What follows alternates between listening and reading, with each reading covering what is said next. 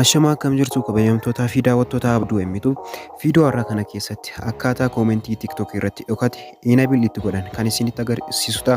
Namoonni chaanal kootiif haaraa taatan like, share, subscribe gochuudhaan maatii chaanal kootii akka taatan gamanummaan isin yaadachiisa. Koomentii dhokate mul'isuudhaaf jalqaba irratti gara aappii TikTok keessanii ni deemtu. Itti aansuudhaan gara gadiitti bu'uudhaan iddoo profile jettu san irra tuqattu.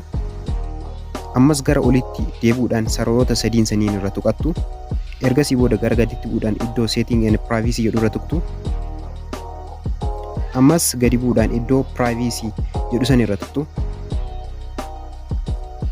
Ergasii booda gadi bu'uudhaan iddoo comments jedhu kana irra tuqtu.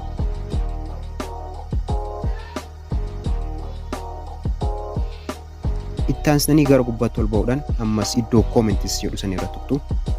Bifa kanaan isinii dhufa. Isin as keessaa kan filachuu qabdan gara gubbaatti ol ba'uudhaan everyone iddoo san irratti deebisuudhaan settingii keessan sirreessitu. Gara gadiitti yoo jiraate akkasuma gara jidduu irratti yoo jiraate baay'ee isin fayyaduu hin danda'u. Sababni isaa jidduu irratti floors that you follow back jedha.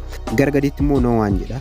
Kan jidduu irratti yoo deebistan hiriyootan keessan qofa, kan gadiitti immoo namni kamuu koomentii keessan arguu hin danda'u. Isiniif barreessuu illee hin danda'u jechaadha. Kan gubbaa irratti yoo deebistan baay'ee filatamaadha. Viidiyoo kana like, share, subscribe gochuudhaan yeroo keessanii fi namoota biraa akka ga'u taasisaa. Viidiyoo biraatiin ammoo walitti deebinutti guyyoottan gaarii isin haa ta'u. Nagaatti.